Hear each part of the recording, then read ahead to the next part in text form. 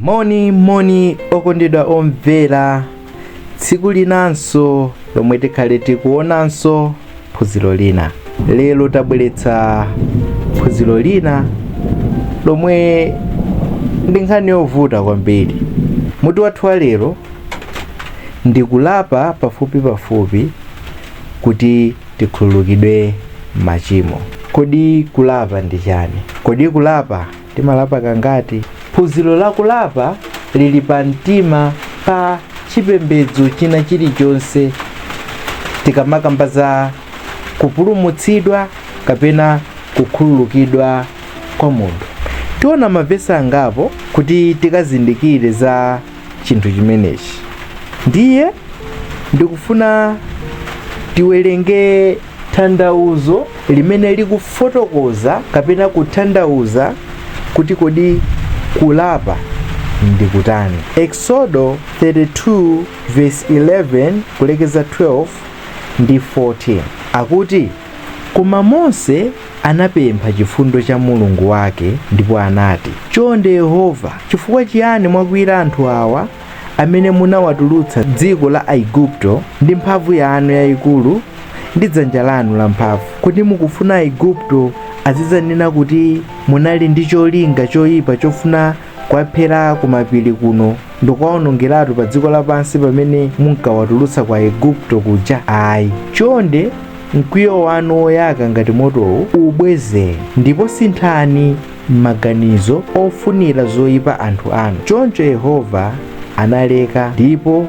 sanawachitire choyipa anthu ake monga anaopsezera. Kusintha maganizo kwa chinthu ndiko kulapa. Ndiye tanthauzo limene likufotokoza momveka bwino kuti kulapa ndi chani. Tipereke chitsanzo chimene chinachitika mu buku la Mateyu pamene Yesu amafotokozera anthu kunena kuti ngati mkono wakuchimwitsa udule, ngati diso lakuchimwitsa lichotse, kuli bwino ukalowa wakhungu. Koma mukati muonetsetse chitsanzo chimene chaperekedwa apa ndipo tikachiunika mozama molingananso ndi phunziro lathu la lero, muona kuti pamene munthu wadzidula manja, pamene munthu wachotsa maso, pamene munthu wachotsa kalikonse kamene kamuchimwitsa, kamene kamatsalira ndi kanthu kamodzi.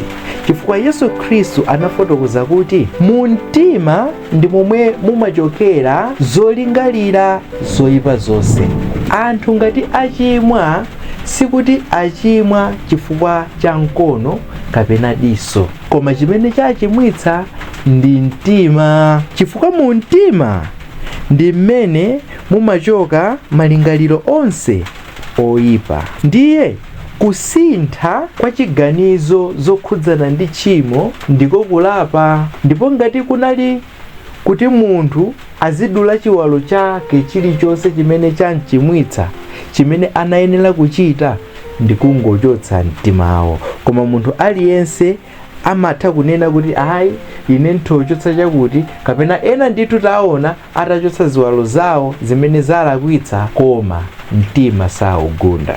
Pa Mateyu 15 verse ya 19 akunena kuti, pakuti mu mtima mumatuluka maganizo oyipa, zakupha, zachigololo, zadama, zakuba, za umboni wonama ndi zachipongwe. Ndiye Mulungu akunena kuti mtima ndi wonyenga, mtima sungauthe. Tiyeni tione vesi imene ikuthira umboni za chimenechi. Nehemiya 17 verse 9 akunena kuti mtima wa munthu ndi wonyenga kupambana zinthu zonse, ndipo kuyipa kwake nkosachizika, ndani angathe kumvetsa? Ndiye tikamakamba za kulapa tizilingaliranso fundo imeneyi kunena kuti zinthu zonse zikuchokera mu mtima, zikuchokera ku muzu wa mtima.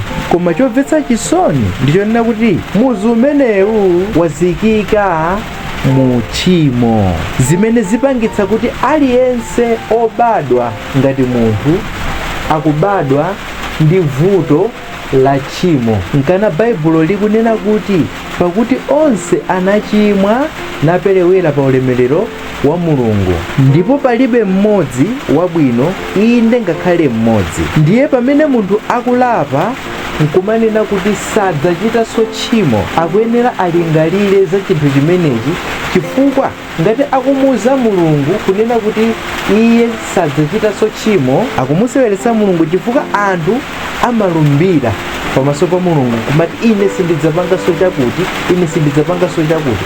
Koma kwa amene akudziwa muzu wa tchimo, sangayankhule chinthu chimenechi mwachisawawa, chifukwa akudziwa kumene kumachokera tchimo, kuti ngakhale munthuyu ali nako kufuna kwa kuchita bwino, koma amalephera kuchita bwino chifukwa tchimo ndi limene lidazikika mizu m'mitima mwa anthu. Choncho Mulungu ndi amene amamupanga munthu amene yuyu iye yekha kukhala munthu olungama. Iyeyu ndi amene ali nayo mphamvu yomupanga munthu amene yuyu kukhala olungama, ndipo amakwanitsa kupanga chimenechi kudzera mu uthenga wabwino umene ndi imfa ya Yesu Khristu, kuyikidwa m'manda komanso kuuka kwa ndani?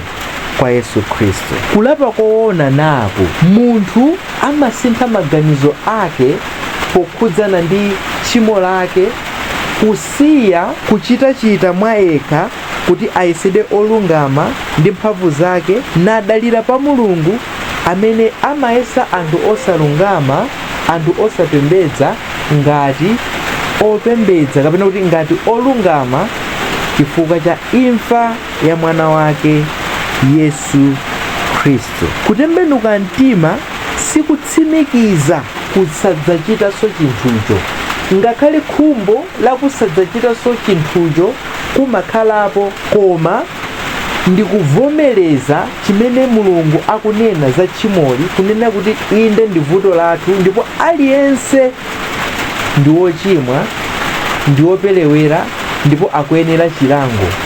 Ndipo munthu kuti aonjoke ku chilango chimene chichi sikumpempha Mulungu kuti akukhululukire, koma kulandira chikhululuko chimene Yesu Khristu anapereka kudzera mu mwazi wake pamene amafa pa mtanda. Nkhani ndi mtima. Pamene ichi chakhazikika mu mtima mwako, ndiye kuti walapa, ndipo kulapaku kumakhala kamodzi ndi kwamuyaya. Mulungu amatikhululukira pamene talandira chikhululuko chake. Kodi ndi cha nzeru kunena kuti Mulungu pamene watipatsa chikhululuko, watipulumutsa, nkumamupemphanso kuti Ambuye ndifuna mundikhululukire? Timayenera tikhale othokoza tsiku ndi tsiku, ndi wozindikira tsiku ndi tsiku kuti lero ndife anthu opulumuka ngakhale mawa, chifukwa chipulumutso chimene tidalandira nchamuyaya. Nkana amati mphatso yaulere ya Mulungu ndi moyo wosatha kudzera mwa ndani? Mwa Yesu Khristu, osati mwakuthekera kwa ubwino wathu. Nanga bwanji ndikachimwa? Nanga bwanji ndikachita chakuti? Chichitike ndi chani? Kodi tikampempheso Mulungu kuti atikhululukire? Timakhala anthu okhudzika, tizikhala anthu okhudzika, koma palibe kuti tikamupemphaso Mulungu kuti atikhululukire pamene anatipatsa kale chikhululuko chimene. Tikakhalabe ovomereza ndithu kuti Mulungu adatikhululukira zolakwa zathu. Pamene talandira chipulumutso kapena chikhululuko ichi, ndi ntchito imene timakhala tikukonzedwa tsiku ndi tsiku, koma kukonzedwa ukuku sikwakuti ifeyo tikayesedwe anthu olungama pamaso pa Mulungu chifukwa cha zimene zizi, koma chifukwa choti tayesedwa kale otani? Olungama. Ndiye tikufuna tifanizidwe ndi chimene ifeyo tili. Ndiye tisanamalize, pamene mipingo imalalika zakulapa, kodi amamuyika Yesu Khristu kukhala okwanira yekhayo kupulumutsa anthu onse amene akakhulupirire, kapena amalalika zakuti ife tikuyenera tikamuthandize Yesu Khristu kuti atipulumutse pakuchita zabwino? Ndi chinthu cholakwika kunena kuti anthu amaona kuti pamene tikunena kuti munthu sakupulumutsidwa chifukwa cha zabwino, ndiye kuti tikuti apange zoyipa. Iya, uthenga ndiomveka bwino kuti munthu sakupulumutsidwa chifukwa cha zabwino zimene amachita, ngakhale zoyipa zimene. Uthenga uwu ukutsindika ndi kutsimikiza kunena kuti munthu amene akhulupirira ndi amene amayesedwa olungama. Aroma 4 verse 4, 5, 6, 7 ukafika 8. Ndiye ngati salalika izi, amalalika zinthu zina zimene m'malo moti munthu uja achokepo atamasulidwa, amachokabe ndi chipsinjo chofuna kuchita bwino kuti ayesedwe olungama pamaso pa Mulungu, pamene akuona ndithu kuti sizikutheka ngakhale aziyesetsa. Kuchita zabwino kuti uonedwe olungama pamaso pa Mulungu ndi chipsinjo chachikulu. Kuchita zabwino chifukwa choti wapulumutsidwa ndipo wayesedwa olungama pamaso pa Mulungu ndi ufulu.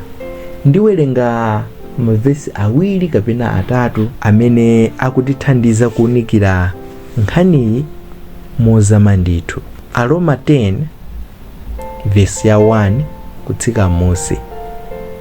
Akuti Paulo, abale, chokhumba mtima wanga ndi pemphero langa kwa Mulungu ndi chakuti Aisraeli apulumutsidwe, popeza ndiwachitira umboni kuti ndi achangu pa zinthu za Mulungu, koma osati mwachidziwitso. Pakuti sanadziwe chilungamo chochokera kwa Mulungu, ndipo anafuna kukhazikitsa chawo. Iwo sanagonjere chilungamo cha Mulungu. Khristu ndiye mathero amalamulo kuti aliyense amene akhulupirira akhale olungama pamaso pa Mulungu. Israeli anali ojejerika koma opanda chidziwitso, chifukwa analibe kuzindikira kunena kuti munthu kuti alungamitsidwe sakufunikira ntchito zakezo. Anayenera kuti Israeli agonje kuti Ambuye, ifeyo izi timayesa koma zimakanika chifukwa cha tchimo limene lili mkati mwa munthu.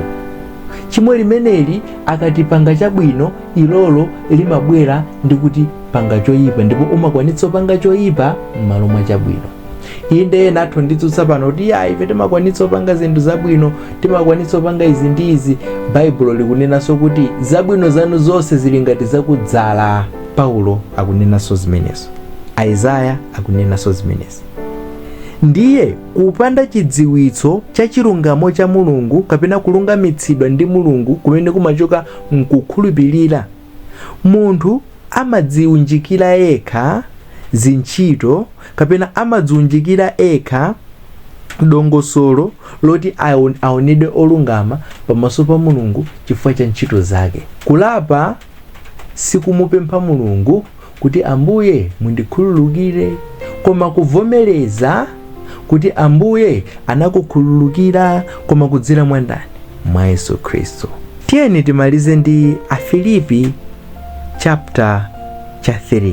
Tiyambire pa verse 7 pamene Paulo akuti, koma zonse zimene ndinkaziyesa zaphindu tsopano ndikuziona kuti nzosapindulitsa chifukwa cha Khristu. Ndi ziti zimene Paulo ankaziona kuti zinali zinthu zaphindu? Verse 5, ndinachita mdulidwe pa tsiku lachisanu ndi chitatu nditangobadwa. Ndine wa mtundu wa Israeli, wa fuko la Benjamini, Hebeli wa Hebeli. Kunena za malamulo ndinali Mfarisi, kunena za changu changa ndinkazunza mpingo, kunena za chilungamo chopezeka chifukwa chotsata malamulo ineyo ndinali wopanda cholakwa. Koma akuti zonsezi zimene ndinkaziyesa zaphindu tsopano ndikuziona kuti nzosapindulitsa chifukwa cha Khristu. Kuonjeza pamenepo ndikuziona zonse nzopanda phindu poyerekeza ndi phindu lopambana la kudziwa Khristu Yesu Ambuye wanga. Chifukwa cha Yesuyo ndataya zonse ndipo ndikuziyesa zinyalala kuti ndipindule Khristu, ndikupezeka mwa Iyeyo, osati ndi chilungamo changa chobwera chifukwa chotsata malamulo, koma chimene chimabwera chifukwa chokhulupirira Khristu. Chilungamochi nchochokera kwa Mulungu, timachilandira mwachikhulupiriro. Satana sangafune titamva zinthu ngati zimenezi. Satana sakufuna uthenga ngati umenewu utawapeza anthu akakhale odzitama. Ine ndimapereka Sunday lililonse, ine ndimapita ku chechi Sunday ndi Sunday, ndipo sindijomba, ndipo ndikapanda kujomba ndikuti ndine munthu woyera pamaso pa Mulungu. Akuti zinyalala, ayi ndinabatizidwa m'madzi, ayi ndinapanga zakuti. Zonsezo zinyalala. Munthu akuyesedwa olungama pamene wakhulupirira chimene Yesu Khristu anatipangira, ndiko kutifera pa mtanda, kulipira ngongole ya tchimo ndi machimo athu. Kulungamitsidwa kumene timakhala nako nthawi ino, kumene Mulungu akukuvomera, ndiko kumene kumachokera mchikhulupiriro mwa Khristu. Timalandira chikhululuko chimenechi kapena kulungama kumeneku pokhulupirira. Abale anzanga, uthenga ndi umenewu. Zili kwa inu kukhulupirira pamene mwamvera, zili kwa inu kumvetsetsa osati kututumuka nkuyamba kutsutsa pamene musanatsimikizire za chinthu ichi. Ambuye akhale nanu pamenenso tidzakhale tikuona phunziro lina zikomo.